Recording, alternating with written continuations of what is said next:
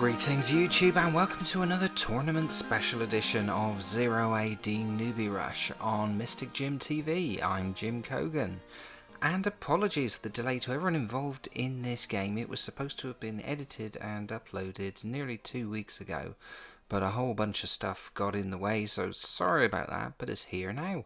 This is an early round match in the June 2020 double elimination tournament. Link in the video description if you want to check out how that shaped up.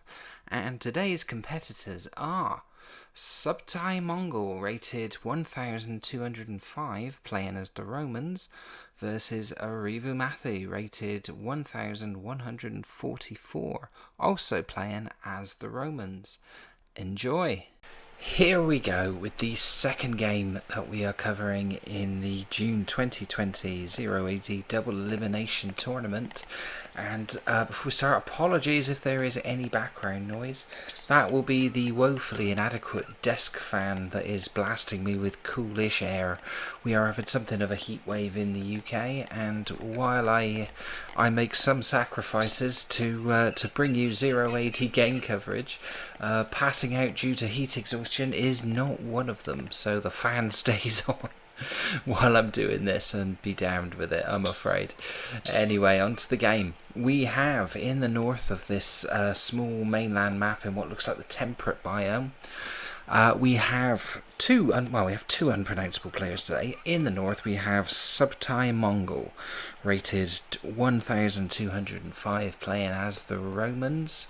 He's gone for a fairly traditional opening. We have 4 women collecting berries from a farmstead that's getting the berry upgrade. The rest of the population have gone over. They've been joined by 2 women and now another 3. So we staggered the production of female citizens. There's a storehouse there. And we have a cavalryman collecting chickens down in the south of the map. The equally unpronounceable... I'm going to go with this. Let's have a look. Arivumathi. I'm going to go with that. Arivumathi479, rated 1144. Also playing as the Romans, and he's not gone for a farmstead. He has got 6 women collecting berries straight off, but no gathering bonuses. He's got 5 women on a storehouse at the woodline down here, and his existing infantry building an early barracks. We are literally under 2 minutes in, first barracks going up. Odd location, sort of tucked away behind this first house and woodline here. May possibly inhibit his farming production. We have 5 women coming out. They look like they're waiting for another 5 women so they can have like a 5-a-side football tournament. They're going left, and then they're stopping, and now they're going right. Okay, interesting bit of micro here, and now they're all going left again, and they've joined in with the horse. It's like a can-can sort of troop. Horse not being utilised to hunt or scout, which is a bit of a bummer. He's off now, and we have some infantry joining the woodline at the bottom. That barracks is completed, but still only women being produced at the moment. Let's have a look at the populations. There's not much in it. Subotai Mongol has 30 and Arivumathi479 28. So it's anybody's game. I do wonder whether Arivumathi479's sort of food gathering approach is sustainable. He does have a lot of hunt nearby. Let's check the map out before we speed things up. Arivumathi479 has got a small herd of deer just to the left of his base. Nothing to the right. Oh no, hang on. Yeah, small herd of sheep over at the right, and a few more sheep further north, kind of in the sort of neutral territory between them, and scatterings of sheep just beyond his line. Has Subotai Mongol moved into hunting, or is he scouting? He is. Let's have a look, see what he is doing. Oh, I think we had a bit of a raid there.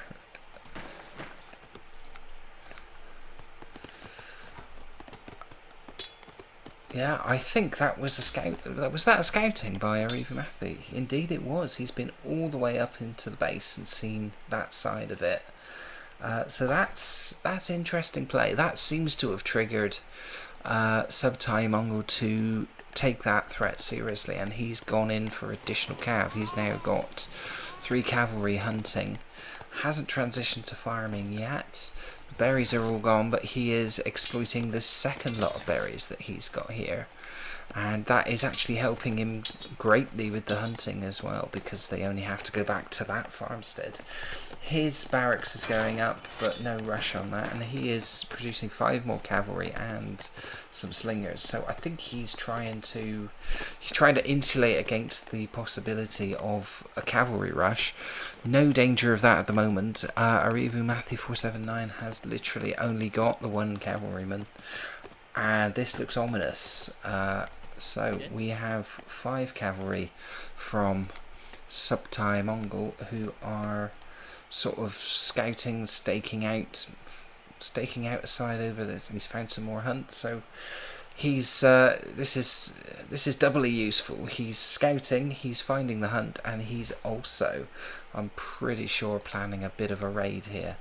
What targets has he got to go for on Arivumathi's base? The one you'd have to say possibly down here, although there are an even number of slingers. Everything else, the women are vulnerable, who are collecting the last of this food. He has transitioned to, oh, in come the horses. They're attacking house builders. It's 5 horses versus 2 slingers and 2 swordsmen. Interesting, despite the fact they're nowhere near the women collecting food, that's caused him to garrison them in houses, and he's taken a bit of a hit. He has lost one of the cavalry, so he's down to 4.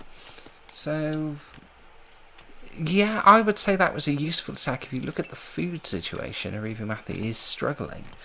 He's only got 2 farms up, 2 fields up, and has not decided to go in for cavalry. I think now, having been raided by 5 cavalry, as an insurance policy against future raids, I would probably try and get a cavalry out of my own, just to kind of negate the damage, basically.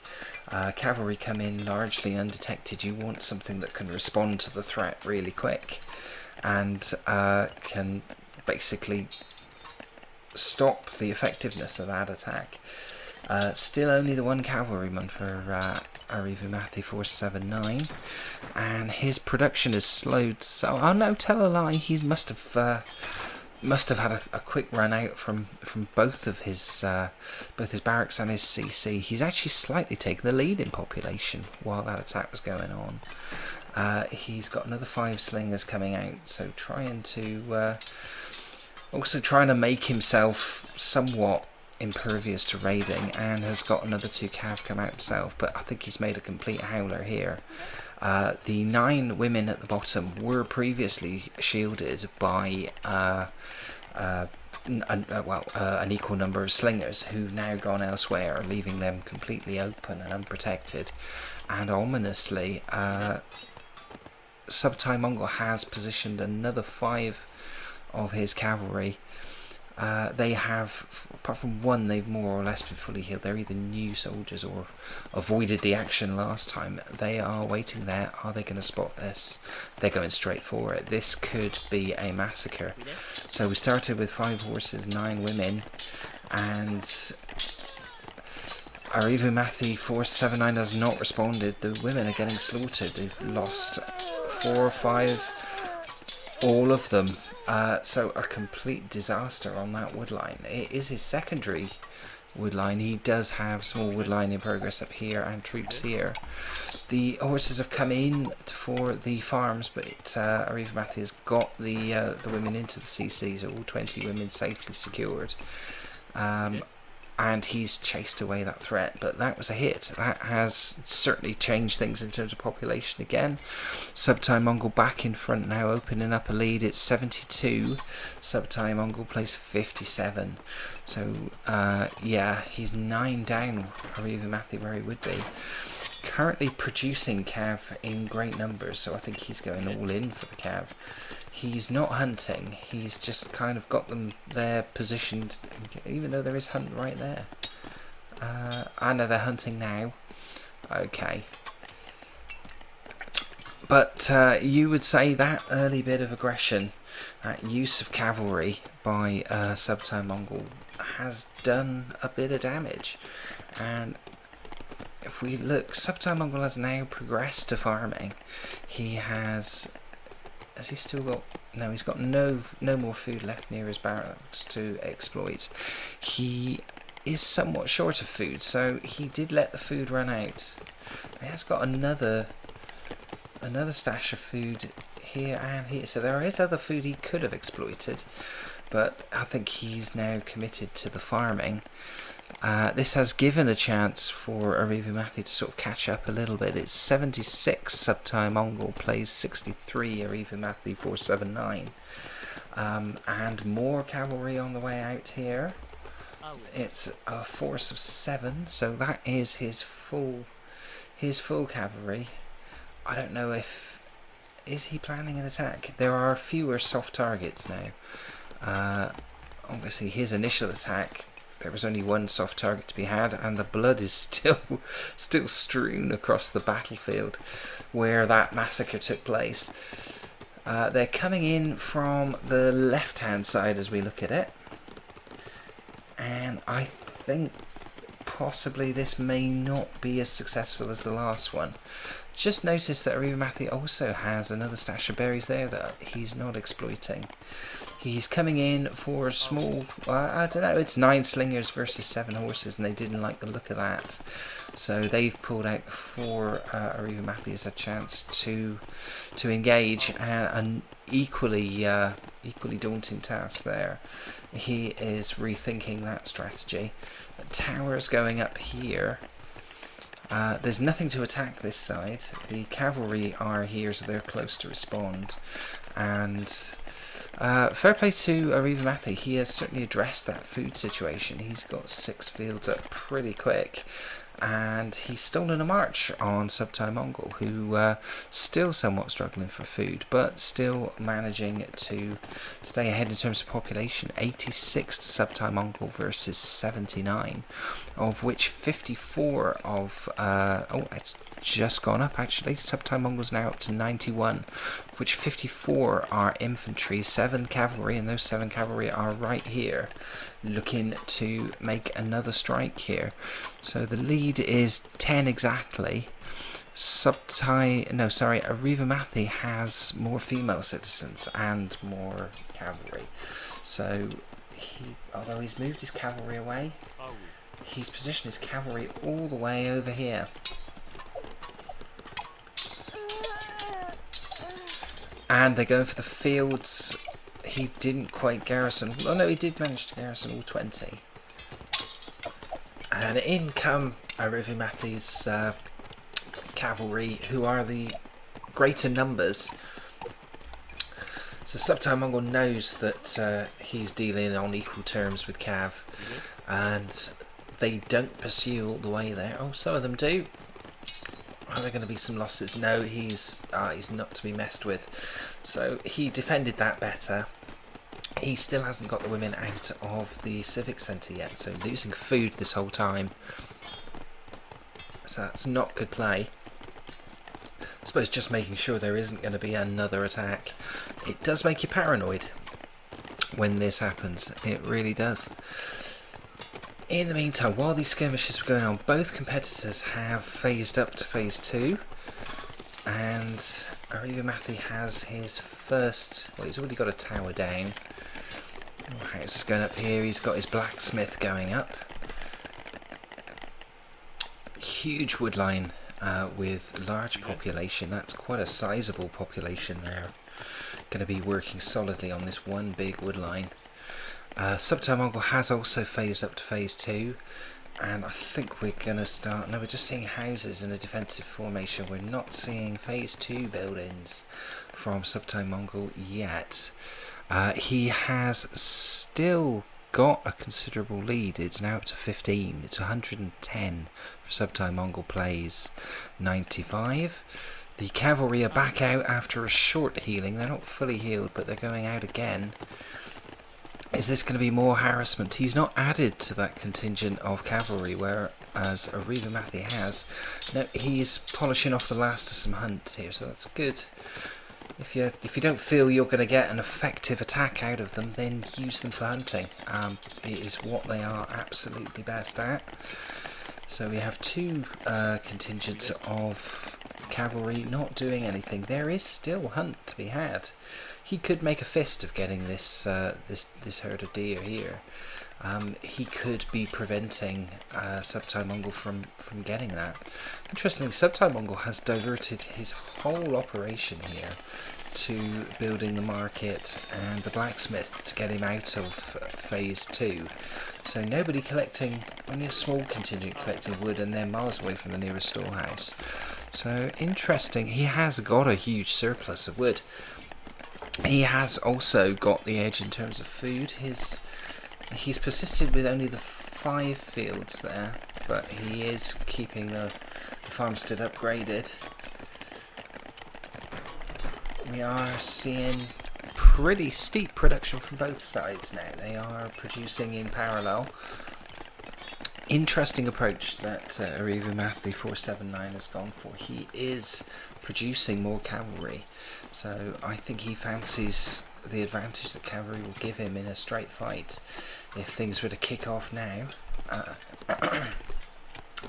His wood lines, he's establishing a forward wood line here by the temple. That's a good position, and one wood line here about to run out. I think he's going for a secondary mining operation here. There is a hunt right next to his base that he's not exploiting, and that's only a couple of sheep there, and obviously some berries that he's not exploited at all. We have one lone female who what's this, like a cigarette break, a sneaky one behind the houses.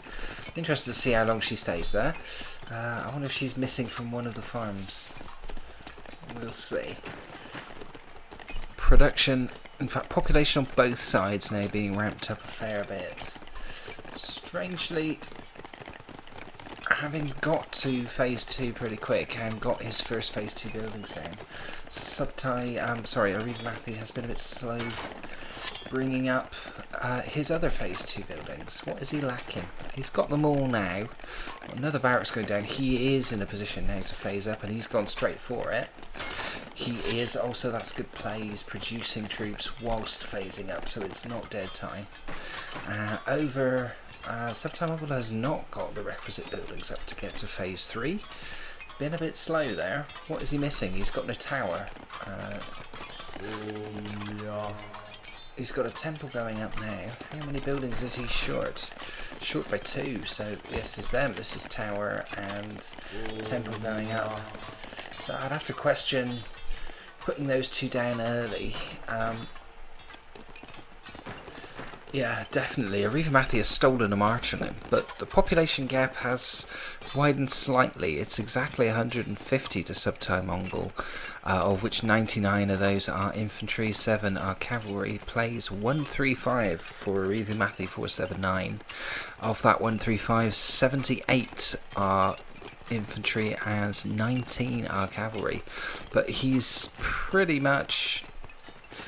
It's just changed because he's, I believe Subotai Mongol has obviously committed a huge amount of troops and his food supply dropped very, very significantly.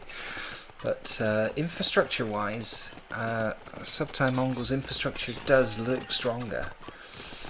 He appears to have everything he needs where he wants. A lot of large numbers of troops moving back and forth, but enough of them keeping the supplies coming in as and when. So he's got a bit of combination of mining and wood gathering. Interestingly, Arivumathi has been a bit slow adapting to mining. He has no storehouse next to the mines for added efficiency. Is he upgrading troops? This is where things could get significant. I'm just trying to find his... Where's he hidden his blacksmith? No upgrades, no military upgrades at all for Arivumathi.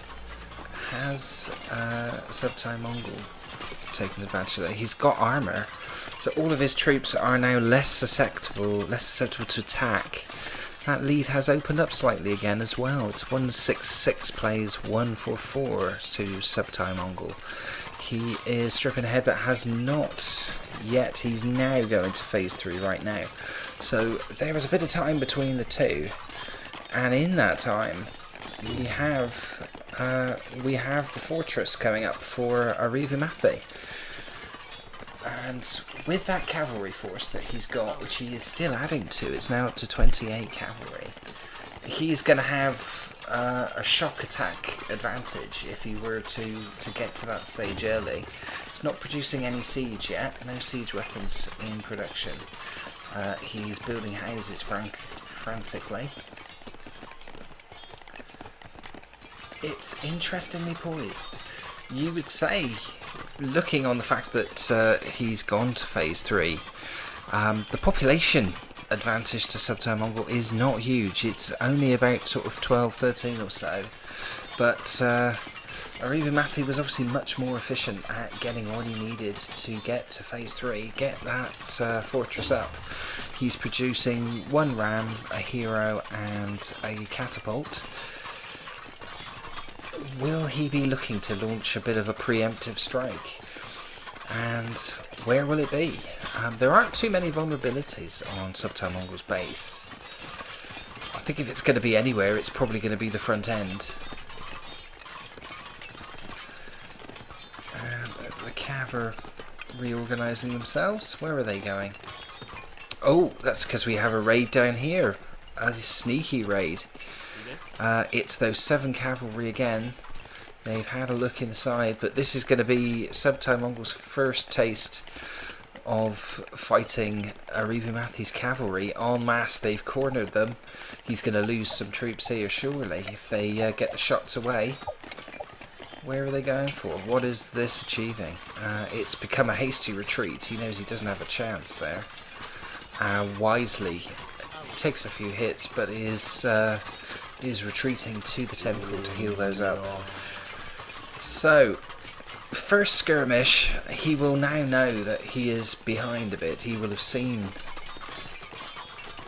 Yeah, Subotai Mongol will just about be aware of this fortress. He will also be aware he hasn't got one. He has phased up and he's got one now. I think he should have placed it further back. I think this is vulnerable, especially as we have a catapult situation here. Interestingly though, Arivumathi is not building up his forces. He's going for a civic centre in perhaps not the best area. And there is still hunt to collect here. I can't believe he's not really capitalised having that much cavalry.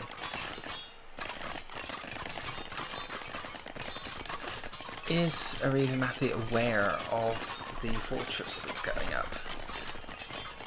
Let's have a look. He doesn't know about it yet, so... Oh, he does now. He's just moved forward enough to see it. And the horses are back out. Let's have a look at this action here. The horses having a look to see if they can deny this civic centre. They've got no chance. And no, it's a let them have it. I think Subotai Mongol has his own plans. He's got legions of troops coming out now. There's been a huge jump in his population. 214 for Subotai Mongol. He has absolutely put his foot down. That's pretty impressive, being only produced from the 1 barracks and civic centre. So 217 now plays 170 as the catapults are moved into position. And I think we're going to get our first proper skirmish here.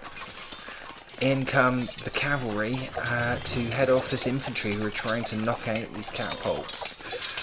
I think that looks like a suicide charge with the numbers that are there. There are other infantry here. They are somewhat retreating, and he's sending rams in from this side as well. Subotai Mongol's population is taking a hit, and he's in trouble. He's got all of his cavalry out now. His infantry are having to retreat hastily. Those that aren't still engaged and fighting a losing battle with those Cav who have been effective, like we said earlier. We have 2 rams, they've retreated. They should have stayed on the fortress, but there is still one of Arivumathi's rams on the fortress. That fortress could well be coming down. He does not have the infantry to fight this off at the moment. He has the numbers elsewhere, but they are providing vital infrastructure. Has he got enough to save that fortress? I don't think he has. It's taking a pounding from catapults and the ram. More rams, catapults and everything on the way. Another ram produced by Subotai Mongol. He's gone straight to attack this one. He's not facing the clearance. I think he's given up on this fortress. And this is pretty drastic, but they've ignored Subotai Mongol's ram. But it is half damaged already. It might take out this partially built tower. But that's a blow for Subotai Mongol. He has lost his fortress. It was slow getting it. And he's taken a bit of a pasting here at this front line. He's having to bring his other troops in, and he has the numbers. At this point, I think Arivumathi should pull back. They still haven't taken care, that's a bit careless, have not taken care of this ram here. Microing this battle. It's now swung back in favour of Subotai Mongol in terms of this particular conflict, although population-wise, we've done a bit of a 180. Arivumathi has pulled ahead. He has 170, well, it's dropping now. He did have 180 odd troops. He is taking a slaughter in this battle and should pull out. His population has now dropped to 152, 150, 149, whereas Subotai Mongol has 121. But he's got his troops where you would want them to be, and supporting those troops with siege when your numbers are dwindling is not a good idea. He needs to pull back, get them healed up, get more troops out. Is he producing? We have some more cavalry coming out, but he's producing in individual numbers, but not from his barracks. He's not producing from this civic centre either. This is now his main kind of economic sort of wood gathering situation. He is strafing the troops over here.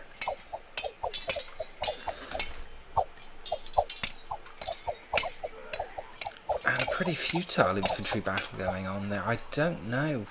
Arivumathi cannot reinforce, so Subotai Mongol has... As interesting, he probably could have pressed ahead and cleaned up these small numbers of infantry. They're the only things defending the base. The tower is not garrisoned. But Subotai Mongol decides to be conservative and go back and build his fortress again. So it's still anybody's game at this point. I think Subotai Mongol has done the right thing. He has the population advantage again, so that follow-up battle with just sort of infantry, he was able to bring that to bear. It has affected his gathering. He's got nobody gathering wood, only gathering metal at this stage. But he has quite a bit of surplus, and that fortress is coming straight back up. Interestingly, Arivumathi hasn't responded. He took a bit of a pacing towards the end after what looked like it was going to be quite a significant victory in that initial first conflict, but he is now struggling for reinforcements. He's got a good number of infantry mining, small numbers collecting wood, but they're very scattered. He does not have concentration of forces like Subotai Mongol has, and will that be his undoing? He does have more siege weapons, but you've got to back up siege weapons. He's gone for catapults over here. Catapults are very, very good against infantry. The infantry have spotted them. Are they going to try and take these catapults down? None of them are positioned. We have a ram coming out. He's staying away from the catapults, so the catapults are now active. Well, he's not managed to stay out of range. And getting hit by the catapults there, you're going to struggle. You're going to struggle massively. kind of makes this whole area impossible to approach, because there are 3 catapults completely waiting to bear down on anything that goes into that area. But it is a sizable force. We have a cavalry swordsman hero, 67 slingers, 5 veteran spearmen, 18 Roman swordsmen, and 9 priests. So they're going to be completely G'd up and strengthened. And I believe we have upgrades as well. He's got the first, Subotai Mongol has got the first swords upgrade and ranged infantry upgrade. He's coming in again for another pass. And only small numbers of infantry for Arivumathi479. He seems to be relying on the fact that his catapult will see off all of these people. He's going for a military colony. Arivumathi has 5 slingers building a military colony. I think this is a lure, actually. I think he doesn't need a military colony in the same way he didn't need didn't need one of these civic centres over here. This is bringing this huge group of infantry into range of 3 catapults. Is this going to be significant? It's absolutely even Stevens in terms of population. It is 165 all, and the cav come in now. Is this going to be enough infantry to take down? Oh, he's already lost one of the catapults on this side. But it's hard to tell. There is not enough of Arivumathi's infantry there, and his cavalry are there, but they haven't been upgraded either. This infantry are not the force that took a bit of a pasting earlier. They are much improved and much strengthened, and he's about to lose the other catapult. So it's just 1 battering ram. We have just infantry over there. The battering ram has retreated. He's also making 7 champions. So Arivumathi is in a bit of trouble here. He has an insurgency. His cavalry has been largely wiped out. And he's facing a pretty impossible force. This is a strengthened force, strengthened with the presence of a hero and 6 surviving priests. And that did not go well for Arivumathi at all. And he has quite a serious incursion into his base. They're going to take this ungarrisoned tower. They're going to take it in seconds. And Arivumathi is not responding to this. He is producing small numbers of reinforcements. In fact, not at all from the civic centre. A few slingers here not getting involved.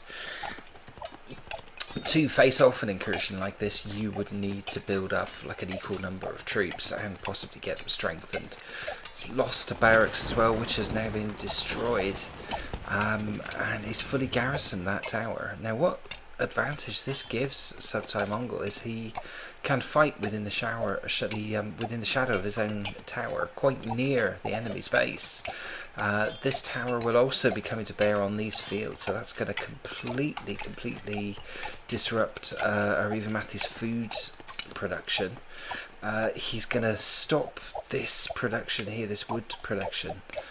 They're just running amok, and there's nothing that he seems to be able to do. He's probably got numbers that he could get a combined force. Yeah, he really should go over there and stop this right now, because this is just going to be a constant thorn in his side and a distraction. All the same time, the population gap has opened up again. Subotai Mongol now has 139, plays 107, 106 is dropping, so yeah, Subotai Mongol is just picking off soft targets with a large number of infantry, and there seems to be nothing. He seems to be resistant, powerless to resist. He is trying to take out this lone tower with a single catapult, but it's here where the danger is, and here. It hasn't produced any additional siege engines yet, but there are reinforcement troops coming in. I'm pretty sure there are going to be some battering rams soon coming out of there. and possibly a big strike to support this. This is still going on. He's lost a few numbers, but the impact on Arivumathi's economy, the food situation, surely he cannot afford to produce more troops. He's got 8 troops. All they can really do is hide in that barrack so it doesn't get captured. The infantry are retreating now, but only behind the safety of their own tower. I think they're going to start taking down houses and infrastructure buildings. Maybe have a go at the temple, possibly. No, he's going after his mining operation. So that will stop his stone and metal operations there. And again, it's one of those walkovers. He hasn't got the numbers to reinforce. All he can really do is hide his population away in the civic centre. So the tide has definitely turned. Arivumathi is producing champion infantry. He's got 1 ram hidden in reserve, 1 out on the battlefield, and 1 catapult unprotected. His cavalry is a distant memory. In fact, both sides have avoided cavalry now. No more cavalry to be seen. This really is looking like the play of the game, to be honest. The amount of disruption, damage, inconvenience, and literally the way that they have kept Arivumathi down since they came over here. The population gap is now 154 of Subotai Mongol versus 110 to Arivumathi, and that is significant at this stage of the game. He's capturing infrastructure buildings, and he's, like I say, he's got a foothold in this side of the map. As soon as the women come out to farm, they have to be pulled straight back in again. He's going to lose one, so he's being picked off. He's being pulled from pillar to post and torn apart, and as predicted, we are seeing rams come out of the fortress, and he's loading them up with troops. He's loading them up with infantry, and this is significant. I don't think Arivumathi has the infrastructure to fight back. I think he's running on much reduced capacity, and in come 2 rams. Are they going to make it to take down this catapult? It's a bit of a siege battle in the middle of the map. There are more rams, priests, and all sorts coming out for Arivumathi's advantage. 161 Subotai Mongol plays Arivumathi 116. That catapult is gone. The other ram is gone. Some infantry are now loose, and it's fair to say that Arivumathi has pulled out the heavy troops. He's got 12 champion units. Why is he not sending them over here to give these guys hassle? I don't understand. It's a false sense of security he got from hiding them in the fortress, but he's not been producing enough siege, whereas Subotai Mongol has been, and he's starting to reinforce here. And I think Arivumathi is in huge trouble. There are fallback troops here. All the mining is stopped, so all the infantry's head towards the front. The priests are there. Women collecting the wood so he can engage his infantry fully in this fight. At the moment, though, Arivumathi has resupplied this area, but is completely ignoring this insurgency that's still going on. But he's still, despite having the champion units, Arivumathi is still losing troops at a higher rate because his troops have not been strengthened. The population gap has narrowed, so Subotai Mongol did have 150, it's down to 121. So that has to go down as a bit of another victorious skirmish by Arivumathi. But it doesn't hide from the fact that there is still a rampaging sort of legion murdering his farmers. He hasn't noticed either. He's going to have to pull them into the CC. He's taken losses there. That was a mismanagement of that attack. He knows they're there. They've been there for ages. And that was poor play. He's not reinforcing either. He's still got 10 slingers. 10 slingers in here could pop out, take out a few of the troops and go back in. They've been fighting solidly. I know they're being healed up by priests, But every time they stray into this area, he could pop them all out, take out a handful of troops, and pull them back in again. Oh, we have a rogue infantryman. It's one of the... yeah, it's a champion unit. He's trying to capture that temple single-handed. I don't think that's going to go well. That's a shame. Got a bit carried away there. And we are having... yeah, the champion units are so gung-ho. They do like to mount the old suicide charge. We have a temple going up here. I don't think this is going to be the significant battleground. I think reinforcing these guys here and coming in through the side is going to be where it all kicks off. But let's see. Oh, Subotai Mongol has launched a sneaky ram attack and Arivumathi has not noticed.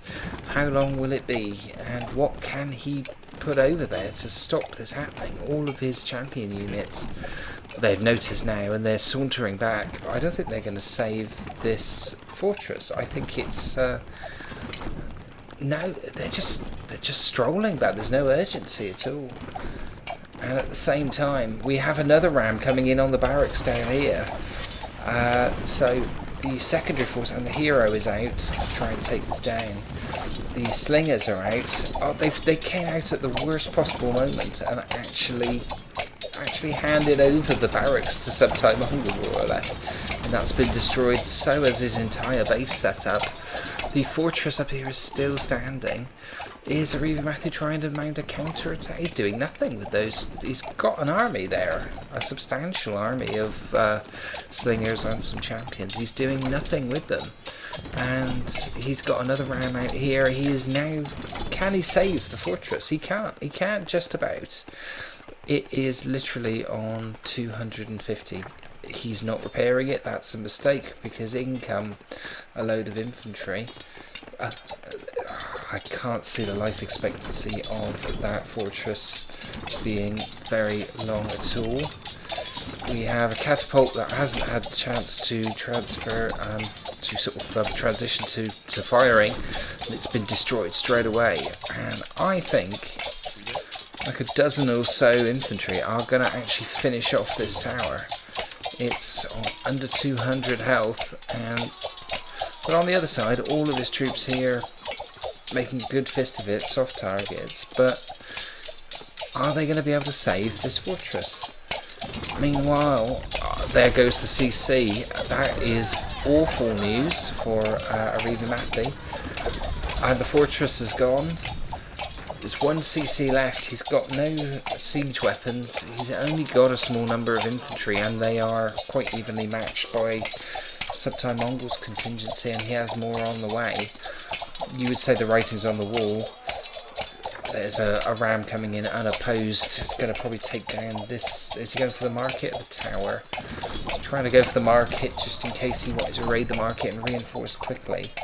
But I would be expecting Arivumathi to throw in the towel pretty soon at this point. He has pulled off some mini victories in the small early confrontations, but his population's now 77, 76 and falling.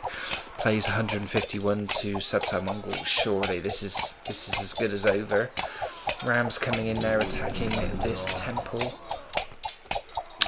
Subotai Mongol has won as Arivumathi has resigned, and I don't blame him at that stage, to be perfectly honest. That was a really good game. Let's have a look at the map as we go. I still believe that the play of the game was sending that lot of infantry down here, capturing this tower, taking out that barracks, and basically causing havoc for Arivumathi's farming enterprise and mining enterprises and wood collecting enterprise. It really made this whole section of his own territory a no-go area. You'd have to say after that first siege attack, where Subotai Mongol lost his first fortress, I thought he was in huge trouble. But fair play, he turned it around. It was I don't think Arivumathi took advantage of that sudden advantage he found himself in. he didn't do enough resupply, didn't do enough. I'd have to question the expansion this way when this side of your base is so open, and the fortress got put down here, which was hastily destroyed. He moved it back to a much more sensible position. So I think he did make mistakes, but Subotai Mongol learnt from his mistakes and adapted, and Arivumathi was not able to adapt. Let's have a look at the tail of the game. It was a really good game. I really enjoyed that. Let's have a look. So we have,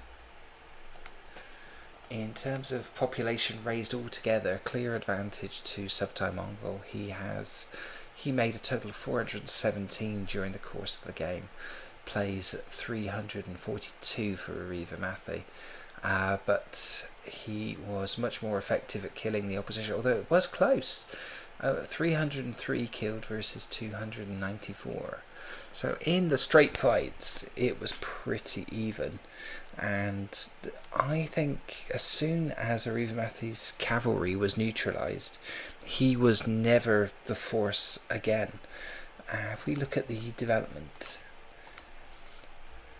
it was pretty even, Stevens. There was one bit early on, round about the 13-minute mark, just after, where Arivumathi actually got ahead in unit production, but that was short-lived.